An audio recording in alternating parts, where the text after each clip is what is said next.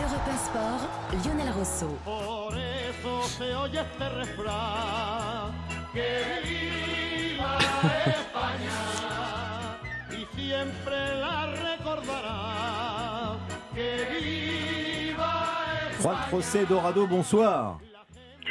Buenas noches Lionel, buenas noches a todos. Alors je reconnais la chanson, je reconnais le chanteur. Il s'appelle Manolo Escobar, qui est décédé il y a quelques années. Mais c'est certainement la chanson la plus connue partout dans le monde. Tu m'étonnes, Viva España, ça c'est la chanson qui incarne l'Espagne. Mais Olivier Talaron a été un petit peu surpris. Ouais, je pensais que c'était moi qui chantais au début. Non, Olivier. pas, C'est pas ça. Non, mais c'est ensoleillé en tout cas ce studio. N'est-ce pas? Ouais, comme j'aime toujours. bien. Alors c'est ensoleillé et surtout l'Espagne et la Liga sont des terrains de jeu plutôt appréciés par les joueurs de foot français. Est-ce qu'on peut dire, Juan José Dorado, et ça va être notre thématique avec nos experts, avec Olivier Talaron et avec Eric Huette, et avec vous bien sûr, est-ce qu'on peut dire que la Liga est un Eldorado pour les footballeurs français? Car ils sont nombreux, parmi les plus connus, mais les moins connus aussi. Oui, tout à fait, et vous avez raison. Vous savez, les 75 des équipes de la première division espagnole ont au moins un joueur français. Ils sont 14 équipes sur les 20 qui sont en première division en Liga. Alors ça fait quoi? Ça fait, grosso modo, ça fait 27 joueurs français qui sont donc pour la plupart titulaires dans les équipes espagnoles en Liga. Alors 6% grosso modo des joueurs. Alors vous dites 27 joueurs, c'est pas beaucoup, mais vous savez, il y a les grandes équipes, le Real Madrid, 4 est français, l'Atlético, 3, Séville, Villarreal qui ont aussi 3. Mais il y a des petites équipes comme Elche, qui est la toute dernière du championnat espagnol, qui a aussi des Français. Et c'est le cas, comme je vous disais, des 14 des 20 équipes espagnoles. Alors, vous me dites, c'est ensoleillé, bien sûr que c'est ensoleillé. Et pourquoi des joueurs français vont cette saison ou vont toutes les saisons du côté de l'Espagne? Mais vous savez, quand vous avez eu un Didier Deschamps qui a décidé de terminer sa carrière en tant que footballeur du côté des Valence, vous pouvez les suivre. Quand vous avez des joueurs comme Alain Roche, qui était, je crois, avec vous tout à l'heure, exact, et qui est allé jouer du côté de Valence, il pourrait vous parler pourquoi les joueurs français aiment et adorent aller jouer du côté de l'Espagne. Mais vous savez, les joueurs français ont des minutes en Espagne, peuvent relancer leur carrière. Pour certains, ils vont être découverts en Espagne. Je ne vous parlerai pas d'Antoine Griezmann, de Laporte, ni même de Varane, qui est arrivé du côté du Real Madrid très jeune et qui a été formé du côté du Real Madrid. Donc vous voyez 27 joueurs français dans le championnat espagnol cette saison. La France, le pays qui apporte le plus de joueurs au championnat espagnol, avec l'Argentine. Et un tout petit peu derrière, il y a le Brésil. Mais quand même, encore une fois, la France qui exporte des joueurs, et notamment du côté de l'Espagne. Mais c'est formidable ce que vous nous racontez, Juan José Dorado, mais il y a des exceptions tout de même. Vous parlez de Griezmann, en effet, qui lui n'a pas trouvé preneur en France et qui a réussi en Espagne. Mais les joueurs français qui évoluent en Espagne, pour la majorité, soit ce sont des pré-retraités, vous parliez d'Alain Roche tout à l'heure ou Didier Deschamps qui ont terminé leur carrière là-bas, soit ce sont des jeunes joueurs qui n'arrivent pas à trouver du temps de jeu en France, soit ce sont d'illustres inconnus dont on ne parlera jamais en France. Alors où est le juste milieu, Juan José?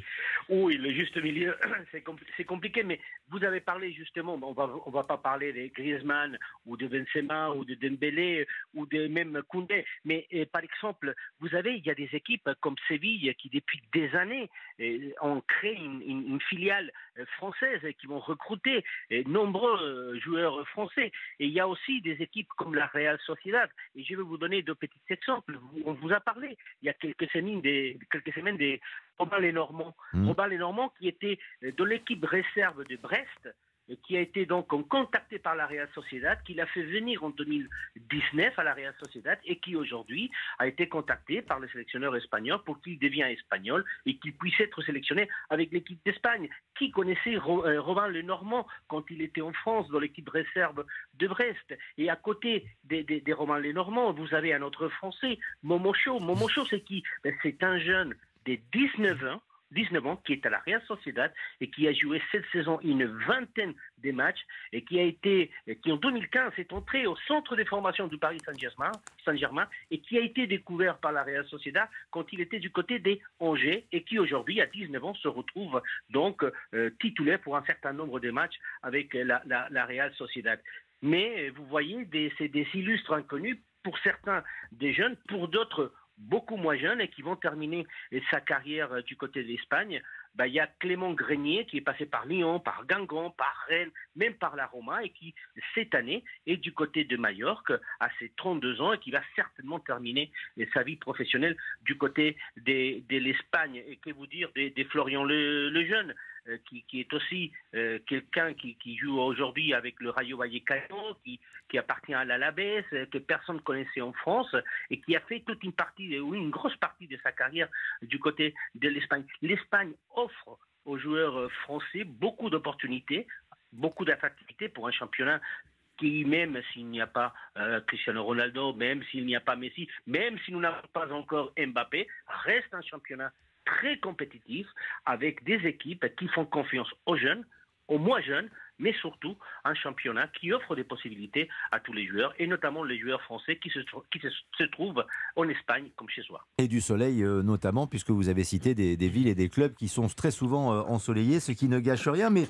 peut-on pour autant dire, Olivier Talaron, et là on commence à débattre à la lumière des informations données par Juan José Dorado, que la Liga, l'Espagne est le nouvel Eldorado pour les footballeurs français, parce qu'ils sont quand même nombreux en Allemagne, ils sont nombreux aussi en Angleterre. Est-ce que l'Espagne est à ce point dans le choix premier des Français, une destination très prisée? Je ne suis pas certain. C'est vrai qu'on en parlait avec Eric Huette tout à l'heure hors antenne et on se disait, mais il y en a plus en Angleterre quand même des Français. Enfin, moi, c'est l'impression que j'ai. Moi, j'ai plus l'impression que l'Espagne, c'est plus pour les joueurs confirmés qui sont un peu sur la fin. Il parlait de Clément Grenier, Maxime Gonalon, je sais qu'il est revenu en France, mais il était à Grenade.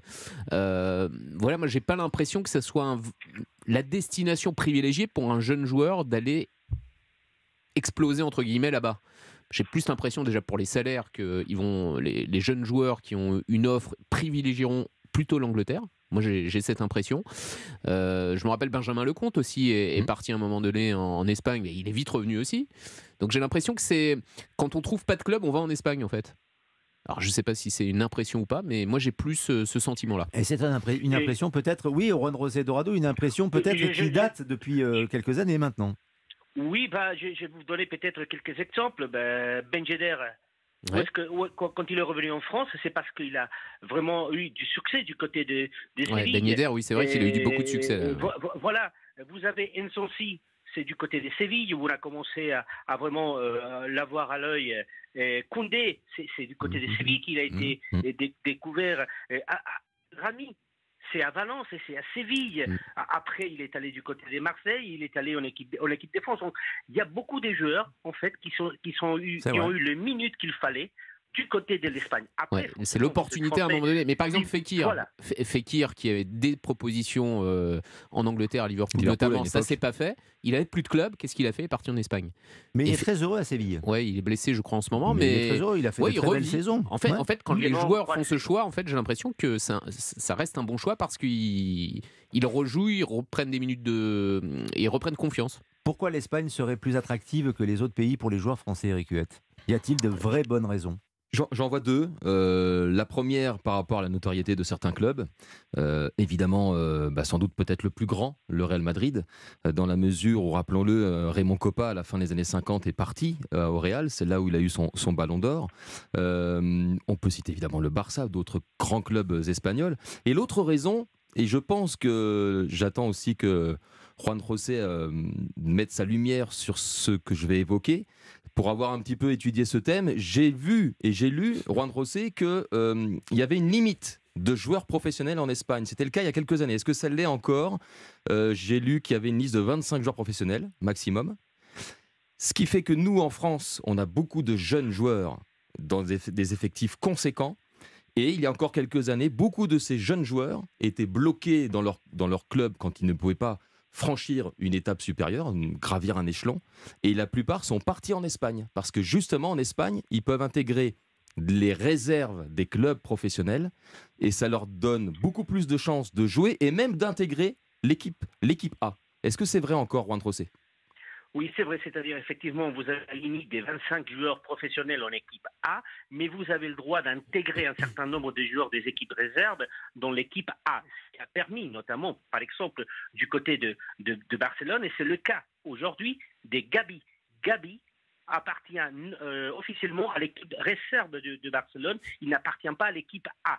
Mais par contre, vous le voyez, titulaire tous les matchs. Donc effectivement, c'est une raison qui fait qu'un certain nombre de joueurs ont plus de possibilités de jouer dans une équipe espagnole, que ce soit le Real Madrid, où c'est toujours compliqué, ou chez le Barça. Mais encore une fois, c'est 14 sur 20 clubs espagnols des premières divisions qui ont des joueurs français.